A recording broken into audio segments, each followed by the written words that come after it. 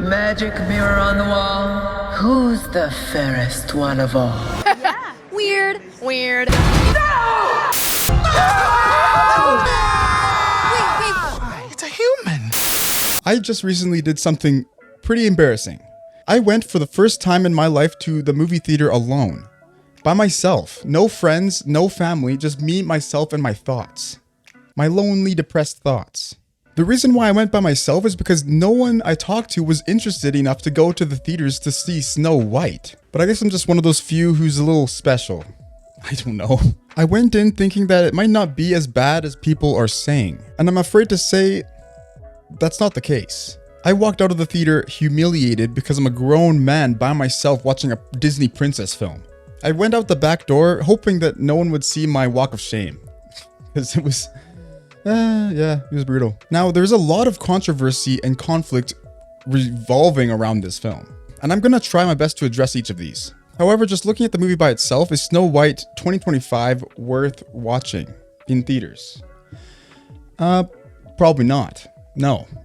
I would say not. But it also wasn't the worst live action I've ever seen, and it could have been a lot better if it weren't for all these intermingling parts. The main key points I'm going to make in this video is the emotional impact, the characters, the plot, the dialogue, and the cinematography, coupled with the visuals. Now let's get right into it. Like and subscribe for more videos. Something I was not expecting was for me to actually feel something in this movie, even if it was just for one scene. There was one song in particular that was actually really well done. It was the Waiting on a Wish song.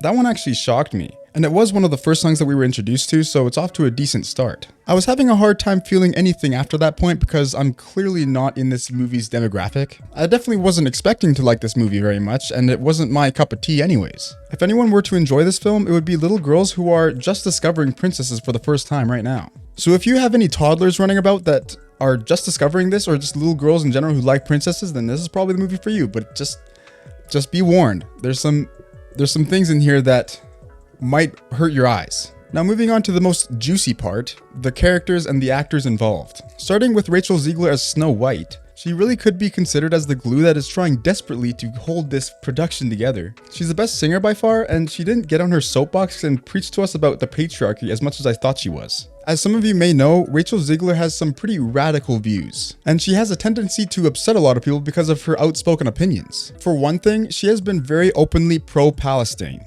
using her social media platforms to advocate for Palestine rights. She goes on to chastise Trump supporters, saying, "May Trump supporters and Trump voters and Trump himself never know peace." I'm just giving you some of the lore since it'll be important later on. As far as the film goes though, she did a great job with what she was given. However, I'm still not a fan of how they wanted to make everything progressive, which I believe makes the film significantly worse. She called the original film weird because it had too much patriarchy. Oh man, on for the evil queen. How is Gal Gadot gonna come back from this? Her acting was incredibly dull and over the top at the same time. It felt like she was still in the process of finding the right acting style through the entire movie. Kind of like finding the right way to let out a fart. Gal Gadot is the embodiment of an overdue fart. Pies are luxuries. They don't need luxuries. It confuses them. She had only one song, which makes me think that she might have had more songs in the first draft, but her singing wasn't good enough to have another in here. Maybe they felt like they had to give her at least one song because it would have felt weird if they didn't. Which, that is true. Another reason for her bad acting here might be because of Ziegler and their conflict together. As I previously said, Rachel is pro-Palestine. This is a huge conflict for them because Gadot is very much pro-Israel. She is Israeli after all. However, her ongoing support for the cause has gained some criticism as expected. Her support for Israel amongst other conflicts has led to a lot of discourse, including disruptions during her Hollywood Walk of Fame ceremony by both pro-Palestine and pro-Israel protesters.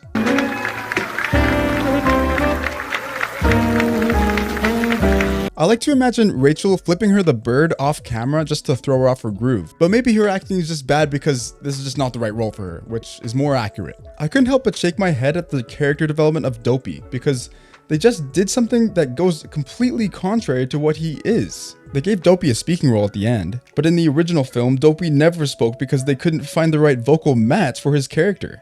And it makes sense why. The word dopey basically means stupid, and yet by the end of the movie, he's reading books to children and motivating his companions with his silky smooth voice. So now that he's not dopey, then what is he? He could have been considered Baldy, but they put hair on him in the remake, so that's out the window.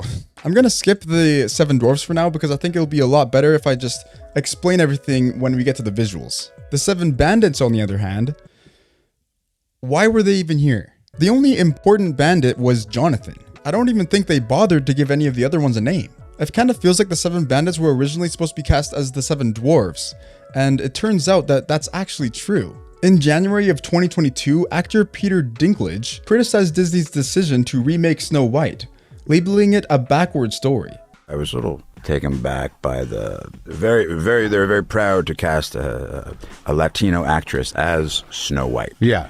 But you're still telling the story of Snow White. Snow White, yeah. 7 dwarves. Sure. So take a step back and look at what you're doing there. It makes no sense to me. You're progressive in one way, but you're still making that fucking backward story of 7 dwarves living in a cave. What the fuck are you doing, man? In other words, he liked that they were progressive with the casting of Snow White, but did not like that they were still making that stereotyped dwarfism. Disney responded saying that they were taking a different approach to avoid stereotypes from the original film, and it wasn't CGI creatures. In July of 2023, leaked set photos indicated that the 7 dwarves were reimagined as a diverse group, including actors of various ethnicities, genders, and heights, with only one actor having dwarfism. This move aimed to modernize the characters, but faced criticism for potentially sidelining actors with dwarfism. Actors with dwarfism, such as Jason Weeman Acuna, criticized Disney for not casting dwarf actors in these roles, arguing that it deprived them of significant acting opportunities. So instead of getting rid of those actors entirely, they decided to make them bandits, and the problem was solved, right?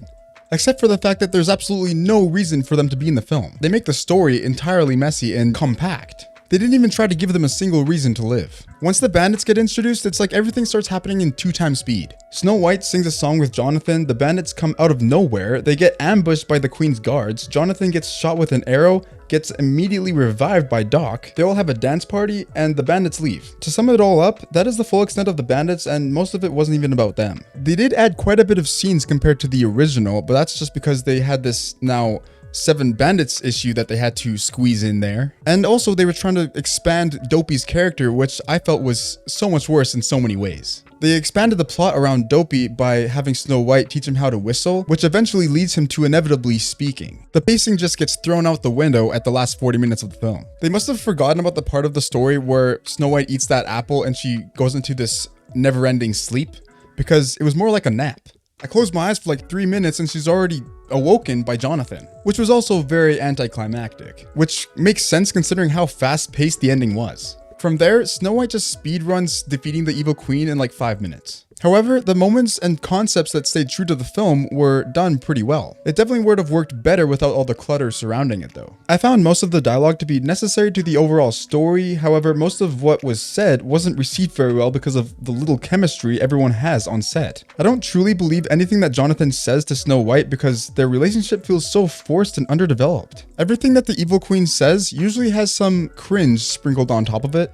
Usually because they're just statements that don't make much sense. And the only reason her song was cringy because she kept making faces like this to like the whole thing. Yeah, Gal Gadot didn't really help at all. All of the lines from Dopey made me feel like he was supposed to be the one to kiss Snow White because they had a lot more chemistry than Jonathan did. They really tried to be funny in some parts, but nothing really landed. Except for maybe one scene where one of the bandits leaves the party with an armful of goods and says, "Thanks for having us," to Snow White. It wasn't even really that funny, but it made me smirk a bit. And it's even one of the only lines said by the bandits. Don't get me wrong though, not all of it was bad. I just have to rip into it hard because production companies such as Disney need to be set to a higher standard. We finally made it to the potentially the worst part of the film, the CGI dwarfs. Disney decided to go with the CGI approach after backlash from Jason Acuna and not putting little people in a role that is clearly a role that they would excel at. They are defining these dwarves now as magical creatures, and they look absolutely disgusting. It's the exact same problem they ran into with the Polar Express. This is a classic case of the uncanny valley effect. Uncanny valley is a psychological phenomenon where people feel a sense of unease and are repulsed by entities that closely resemble humans but aren't quite realistic. And that is exactly what's happening happening here.